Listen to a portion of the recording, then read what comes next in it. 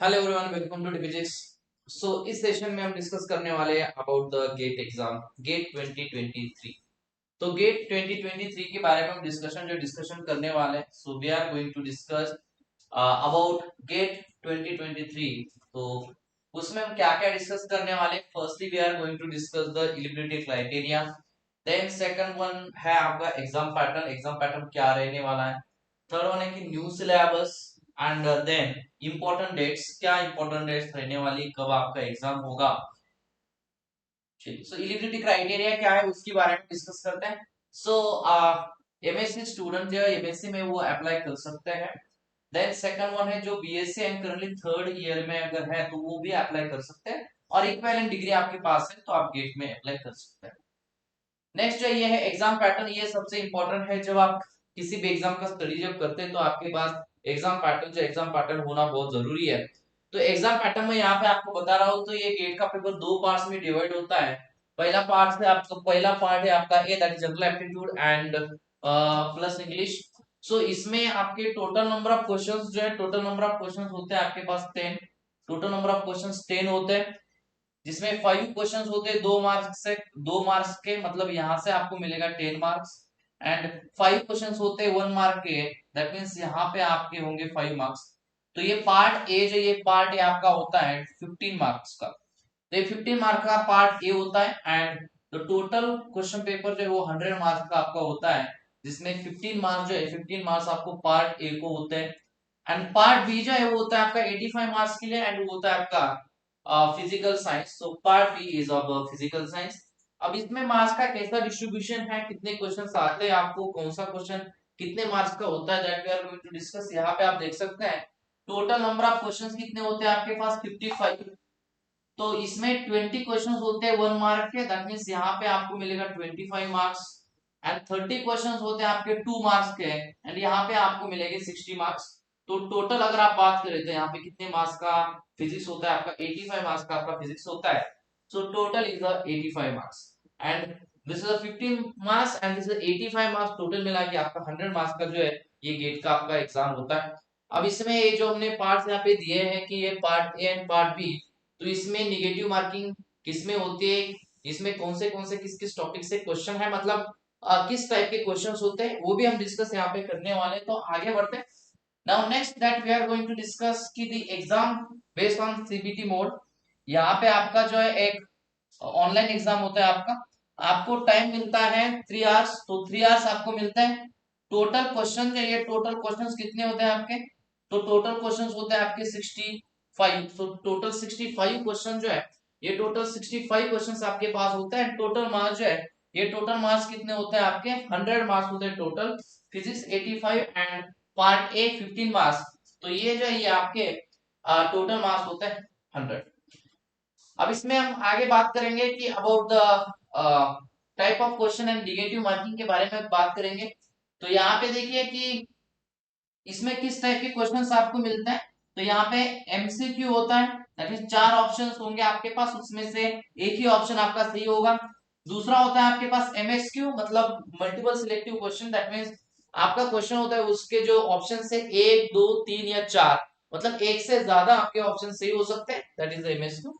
And NET type question, मतलब numerical answer type, that means आपको एक नंबर है, नंबर आपका आएगा एंड उसमें आपको टाइप करना है कि आपका आंसर क्या है, मतलब यहाँ पे ऑप्शन आपको गिवन नहीं होंगे। So this is NET for 1 marks MCQ. तो यहाँ पे 1 मार्क का जो एमसीक्यू है उसका जो निगेटिव मार्किंग होता है, ये निगेटिव मार्किंग होता है 1/3 निगेटिव मार्किंग।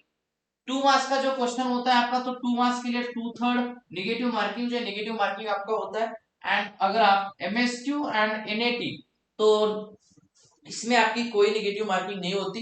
अब यहाँ पे एमएसक्यू में अगर 3 ऑप्शन सही है और आपने 2 क्लिक करके आए तो भी आपका वो जो क्वेश्चन है उसको सही माना नहीं जाएगा, आपको सारे के सारे ऑप्शंस जो सही है वो आपको करना पड़ेगा। So this is about the exam pattern. तो एग्जाम पैटर्न ये होता है, तो ये बात ध्यान में रखिए। पार्ट ए तो आपका 15 मार्क्स का है, part B is very important, that is physical science. 25 questions 1 mark के एंड 30 क्वेश्चंस आपके 2 मार्क्स के होंगे। आगे बढ़ते, कोई ऑप्शन नहीं, यहाँ पे सारे क्वेश्चंस आपको अटेंड करने हैं। नेक्स्ट जो है न्यू सिलेबस। तो न्यू सिलेबस क्या है, देखिए जो सिलेबस है, सिलेबस क्या है। तो first is our mathematical physics, classical mechanics and electromagnetic theory, ये आपका सिलेबस में है। देन दूसरा जो है, दूसरा आपके पास है quantum mechanics, thermodynamics and statistical physics. Then atomic and molecular physics, solid state physics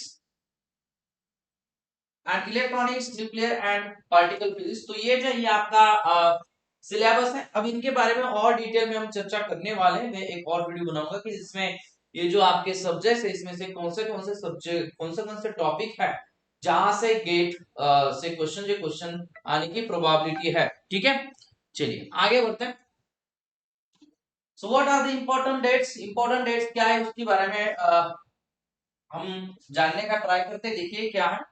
so first जो है that is the admit card application form, जो एप्लीकेशन फॉर्म क्लोज हो चुके हैं। अब जिन्होंने एप्लीकेशन फॉर्म भरा है तो उनका एडमिट कार्ड, जो एडमिट कार्ड कब आएगा, तो आपका एडमिट कार्ड जो है 3 को आपका 3 जनवरी को आपका जो एडमिट कार्ड है ये एडमिट कार्ड आपका आ जाएगा। सेकंड जो है दैट इज एग्जाम डेट, आपका एग्जाम कब होने वाला है गेट का, तो गेट का एग्जाम आपका फेब में 4, 5, 11 एंड 12 इसके बीच में आपका जो डेट है इस डेट में आपका हो सकता है। ठीक है, सो ये जो ये आपका एग्जाम डेट है। देन आगे बढ़ते हैं, next one is the get result. तो ये रिजल्ट, गेट का रिजल्ट कब अनाउंस होगा, सो गेट का रिजल्ट आपका 16 मार्च 2023 को गेट का रिजल्ट आपका जो है वो अनाउंस होगा। नेक्स्ट जो है that is a score card. तो स्कोर कार्ड आपका जो है वो आपको बिटवीन 1 मार्च टू 31 मई इसके बीच में आपको स्कोर कार्ड, जो स्कोर कार्ड आपको अवेलेबल होगा। सो स्कोर कार्ड जी की जो वैलिडिटी है, जैसे कि आप गेट एग्जाम अगर क्वालिफाई हो गए, सो गेट एग्जाम क्वालिफाई होने के बाद आपका जो स्कोर कार्ड है उसकी वैलिडिटी जो है, GATE 2023 score is valid for 3 years from the date of announcement of the result. मतलब ये 3 इयर्स तक आपका ये जो स्कोर कार्ड है, स्कोर कार्ड आपका वैलिड रहेगा। So GATE exam is a very important exam. इसमें अगर आपकी अच्छे रैंक अगर आ गई तो आपको पीएचडी के लिए अच्छे इंस्टीट्यूट में आप जा सकते हैं। नेक्स्ट है how to study, this is very important. तो मैं यहाँ पे आपको शॉर्ट में बताना चाहूंगा कि कैसे गेट का स्टडी जो है स्टडी करना चाहिए। सो इस पे और एक सेशन में डिटेल में लेने वाला हूँ कि कैसे टाइम का मैनेजमेंट करें। अभी 2-3 मंथ ही बचे हैं, तो और थोड़ा सा हम डिस्कस करते हैं कि अगर आप गेट के लिए प्रिपरेशन कर रहे हैं तो set your goal and plan, आपके पास प्लान होना चाहिए। आप वीकनेस देखिए कि आप नंबर ऑफ प्रॉब्लम्स अभी सॉल्व करें तो आप देखिए कि आप आपको कहाँ पे दिक्कत आ रही है वो समझिए। पॉजिटिव थिंकिंग करना है, make your study time table. तो स्टडी टाइम टेबल आपका होना चाहिए। ऐसे ही रैंडमली अगर आप कर रहे हैं तो रैंडमली करके नहीं चलेगा, आपको एक प्रॉपर टाइम टेबल जो है टाइम टेबल आपको बनाना पड़ेगा। नेक्स्ट जो है work on weakness and weak areas. तो जहां पे आपको लग रहा है कि जैसे प्रैक्टिस आपने थ्योरी पढ़ लिया बट आपको प्रॉब्लम प्रैक्टिस करने में आपको दिक्कत आ रही है, तो मोर एंड मोर प्रॉब्लम आप प्रैक्टिस करिए। Then practice daily 5 to 10 questions.